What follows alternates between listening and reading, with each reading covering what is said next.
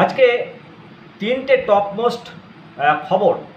তার আগে বলি পুরো ভিডিওতে আপনারা সময় দিয়ে দেখবেন, খুব গুরুত্বপূর্ণ খবরগুলো রয়েছে। আপনাদেরকে জানিয়ে রাখি যে সমস্ত এনআইএস ডিএলএড শিক্ষকগণ যারা 2017-19-এ ডিএলএড করেছিলেন, ট্রেনিং বেনিফিট পাননি বা পেলেও পুরো বেনিফিট পাননি, এবারে পুরো এরিয়ার পাওয়ার জন্য এ ক্যাটাগরি স্কেল একেবারে পুরো এরিয়ার সহ দেওয়ার অর্ডার হয়েছে। এখানে পরিষ্কার বলে দেওয়া হয়েছে যে all areas of the petitioner shall be positively distributed within a period of 12 weeks from the date of communication of this order, এবং এরা পাবেন একেবারে 17 মার্চ 2019 তারিখ থেকে সমস্ত বেনিফিট পাবেন। এই ক্যাটাগরি বেনিফিট সংক্রান্ত মামলায় কলকাতা হাইকোর্টের মহামান্য জাস্টিস অমৃতা সিনহা মহাশয়া এই নির্দেশ দিয়েছেন। এই নির্দেশ খুব তাড়াতাড়ি 3 মাসের মধ্যে সমস্ত এরিয়ার সহ বেনিফিট দেওয়ার জন্য নির্দেশ দিয়েছে। আপনারা দেখুন পরবর্তী আরও 3টি টপমোস্ট খবর, সঙ্গে থাকুন, দেখুন পুরো ভিডিওগুলো।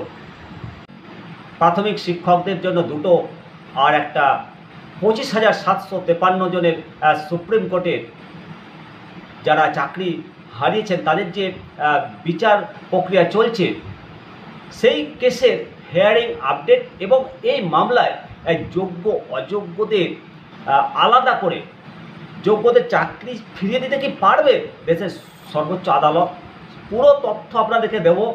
পুরো ভিডিওতে সঙ্গে থাকবেন আর অবশ্যই আপনারা মতামত জানাবেন। প্রথমেই বলি যে প্রাথমিক শিক্ষক পদে যোগদান করতে পারেনি 200 জন শিক্ষক শিক্ষিকা, এরা সর্বোচ্চ নম্বর পেয়েছে, তা সত্ত্বেও তারা চাকরিতে যোগদান করতে পারেনি। কি বলবেন এটাকে? অবশ্যই বড়সড় একটা প্রাইমারি টেট স্ক্যাম। এদের পরীক্ষা হয়েছিল 2010 সালে উত্তর 24 পরগনা জেলায়। পরীক্ষা হওয়ার পর পরীক্ষা বাতিল হয়েছিল, আবার বাতিল পরীক্ষা 2014 সালের 18 মার্চ হয়েছিল।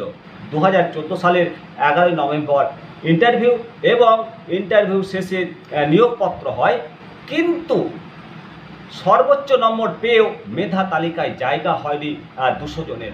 অথচ অযোগ্যদের নিয়োগ হয়েছে। কিভাবে এদের নিয়োগের প্রস্তাব দেওয়া হয়েছে সেই প্রশ্ন উঠেছে কলকাতা হাইকোর্টে, এবং এই প্রশ্ন রেখেছেন মাননীয় বিচারপতি অমৃতা সিনহা মহাশয়। মূলত লিখিত পরীক্ষার পর যখন আবার ইন্টারভিউ হয়, ইন্টারভিউ হওয়ার পর দীর্ঘ প্রক্রিয়া কাটিয়ে নিয়োগ হয়, তখনই দুর্নীতির অভিযোগ সামনে এনে 200 জন মামলাকারী কলকাতা হাইকোর্টের দ্বারস্থ হয়েছেন যে মেধা তালিকায় স্থান পায়নি বলেই তাদের অভিযোগ, এবং বিচারপতি অমৃতা সিনহা মহাশয়ের দৃষ্টি আকর্ষণ করেন। এই মামলায় উত্তর 24 পরগনা প্রাইমারি কাউন্সিলের আইনজীবীকে মাননীয় বিচারপতি অমৃতা সিনহার প্রশ্ন যে আদালতের নির্দেশ থাকা সত্ত্বেও কেন তারা রিপোর্ট জমা দেয়নি। এর আগে এই মামলাটা হিয়ারিং হয়েছিল, সেটা বিচারপতি জানতে চেয়েছেন পর্ষদের কাছ থেকে। আপনাদের দেওয়া যে তথ্যই বলছে, যে তথ্যটা দেওয়া হয়েছিল কোর্টে, সেই তথ্যই বলছে যে মামলাকারীরা বেশি নম্বর পেয়েও স্থান পেলেন না, অথচ কম নম্বর পেয়ে চাকরি করছেন কি করে। যারা এই মামলায় নতুন করে আবার যুক্ত হয়েছেন তাদের রিপোর্ট এবং মূল মামলার রিপোর্ট আগামী 18 সেপ্টেম্বরের মধ্যে জমা দেওয়ার নির্দেশ দিয়েছেন মাননীয় বিচারপতি অমৃতা সিনহা মহাশয়। ফলে বলাই যায় যে আবার একটা বড়সড় নিয়োগ দুর্নীতি সামনে আসছে। আপনারা অবশ্যই মতামত দেবেন। অপরদিকে বিএড যারা করে প্রাথমিক শিক্ষক পদে চাকরি করছে, এই ক্যাটাগরি বেতন নিচ্ছেন, তাদের জন্য টপমোস্ট খবর বলতে একেবারে টপমোস্ট আর্জেন্ট রিপোর্ট তলব করেছে 9/9/2024 তারিখের মধ্যে সমস্ত শিক্ষক শিক্ষিকা যারা বিএড করে 6 মাসের ব্রিজ কোর্স না করে এ ক্যাটাগরি স্কেল লেভেল 9 ভোগ করছেন, তাদের রিপোর্ট এবং তাদেরকে কিভাবে দেওয়া হয়েছে সেই ব্যাখ্যা চাইছে। মূলত প্রাথমিক শিক্ষকগণ যারা এ ক্যাটাগরি বেতন নিচ্ছেন বিএড ডিগ্রি এবং ব্রিজ কোর্স ছাড়াই এ ক্যাটাগরি বেতন নিচ্ছেন, তাদেরকে তাদের সমস্ত পেপারস ডকুমেন্ট সহ ব্যাখ্যা দিতে হবে এবং ব্যাখ্যা দিতে হবে মূলত চেয়ারম্যান এবং সচিবের পক্ষ থেকে স্পষ্টীকরণ চাওয়া হয়েছে 9/9/2024 তারিখের মধ্যে, এবং এই বিষয়টি অত্যন্ত টপমোস্ট আর্জেন্ট বলেই বলা হয়েছে। বারে বারে পিছিয়ে যাচ্ছে এসএসসির চাকরি বাতিল মামলা।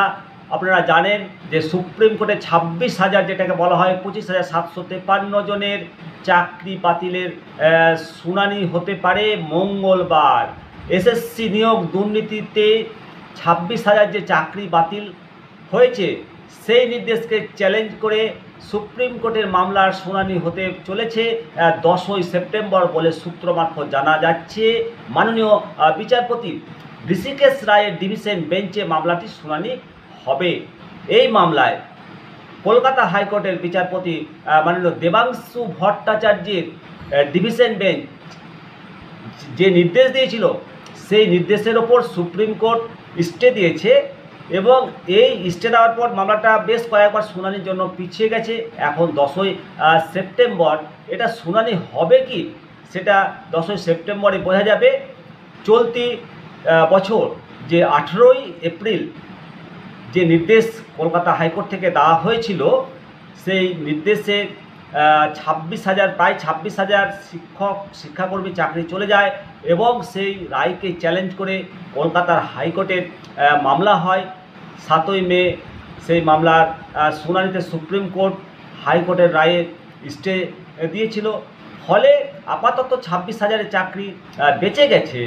কিন্তু এই মামলায় যোগ্য অযোগ্যদেরকে বিচার করে, মানে যোগ্য অযোগ্য খুঁজে তাদের চাকরি, যারা যোগ্য তাদের চাকরি কি ফিরে পাবে নাকি পুরো প্যানেলটা বাতিল হয়ে যাবে, এই প্রশ্ন কিন্তু সকলের মনে রয়েছে।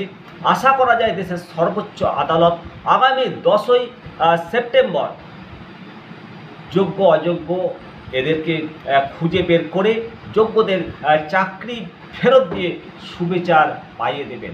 অবশ্যই আপনারা দেখছেন নিমতিতা দর্শন, আপনাদের মতামত জানাবেন। আপনাদেরকে টপমোস্ট 3টে খবর দিলাম, আপনারা অবশ্যই এই প্রতিবেদন সম্পর্কে মতামত জানাতে ভুলবেন না।